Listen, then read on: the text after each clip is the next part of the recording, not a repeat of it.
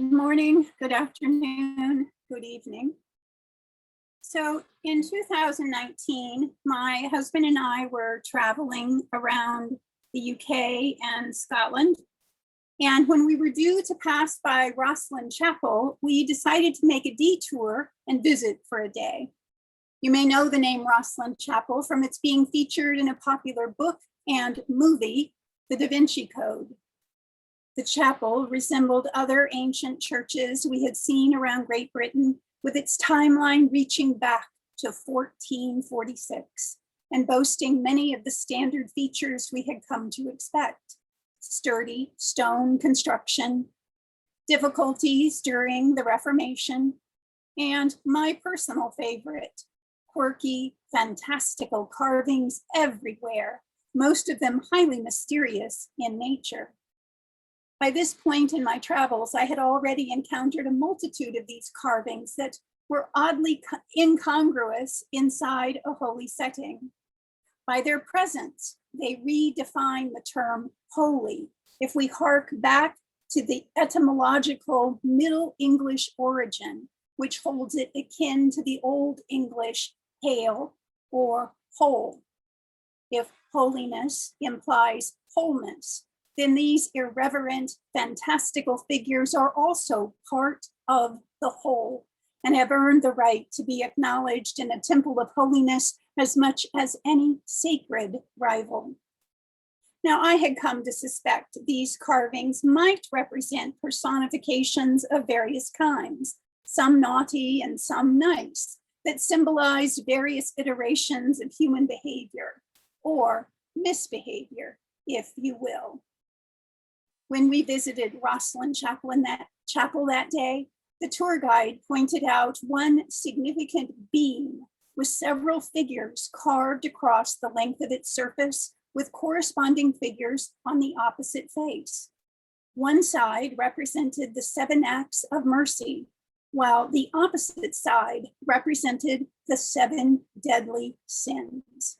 I might not have paid them much attention, but then the guide described how 2 of them had been misplaced. Greed was shown with the 7 virtues, and charity was shown with the 7 deadly sins. Well, my mind whirled as a thought occurred. Could these carvings represent eye positions as described by Hermans et al.? Were they metaphors for them? Was that possible? Well, let us inspect these 7 deadly sins. Starting from the left side, there is a bishop about to be naughty, followed by pride, gluttony, giving water to the thirsty, and that's a charity that's transposed from the 7 acts of mercy. Anger, envy, sloth, lust, and finally, the punishment for sin, the devil emerging from a monster's mouth and stretching out a hook towards the whole group. Let us now inspect the 7 acts of mercy. Starting again from the left, there is a bishop preparing to be charitable by sheltering the homeless, clothing the naked, visiting the sick, visiting those in prison. Greed, once again transposed from the 7 sins, giving food to the hungry, burying the dead, and then his reward for virtue, St. Peter waiting at the gates of heaven with a key in his hand.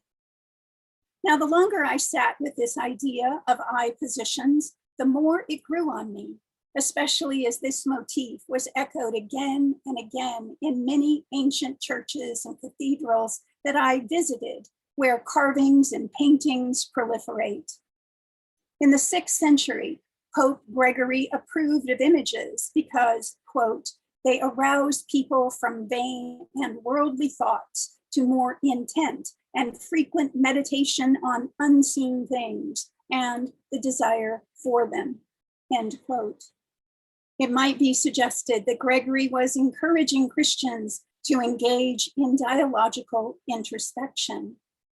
Unfortunately, iconoclasm surged at various points during the last 700 years, leading to waves of reformations that resulted in the destruction of many images and suppressed or discouraged personification, such that the use of imagery to stimulate the imagination has waxed and waned over several centuries. Of course, it is not mandatory that one rely on external images as a means of initiating inner dialogues. Throughout the ages, seers and prophets have reported conversations they held within the confines of their own imagination. For example, Hildegard von Bingen regularly had visions that included various figures who engaged her in conversation, providing a rich inner dialogical tapestry. Like so many visionaries, Hildegard faced opposition from hostile others who accused her of witchcraft or heresy, or both.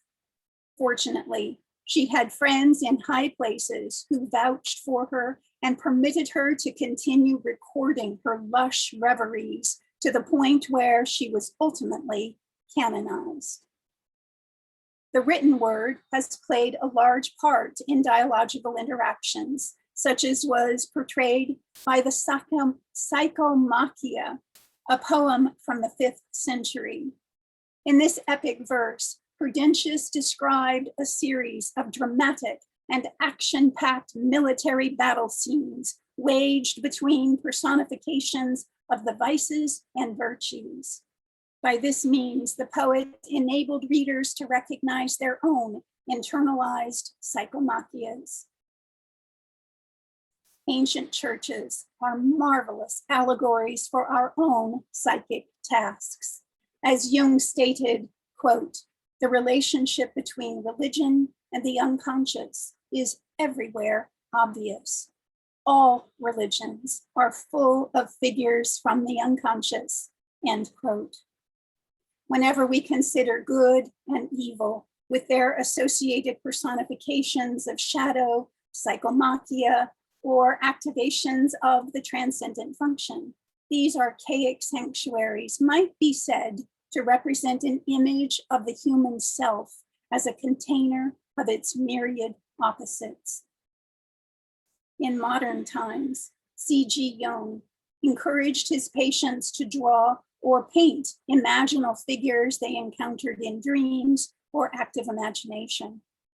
He described how activated portions of the unconscious psyche assumed the character of personalities when perceived by the conscious mind, and suggested that our personal unconscious, as well as the collective unconscious, consisted of an indefinite number of fragmentary personalities.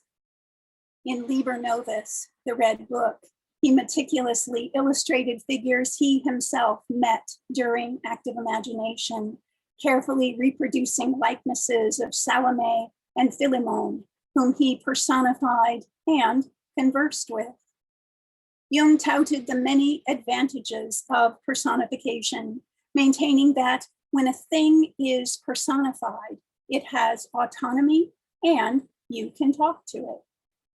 The act of personifying, whether through active imagination, chair work in Gestalt, transactional analysis, psychodrama, sand play, family constellations, internal family systems, or dialogical self, among others, has proven to be efficacious as a form of mental health treatment. Interacting with imaginal figures seems to be particularly effectual, and Western approaches might benefit from a greater embrace of this practice. Even John Rowan once addressed therapists and researchers, inquiring, "Why do you not use personification more in the actual therapy you conduct and research. Despite Jung's wholehearted embrace and encouragement of using personification, people nowadays tend to talk about aspects of the psyche in terms of abstract principles, concepts, and qualities, rather than encountering actual inner personalities. Might this be a subtle form of iconoclasm against inner images? Perhaps inspired by the carvings I encountered in Rosslyn Chapel and other ancient churches, I am encouraged by movements such as the dialogical self and its reflective mirroring with I positions, and hope that we may all become ambassadors for a resurgence of personification in the 21st century. Thank you so much.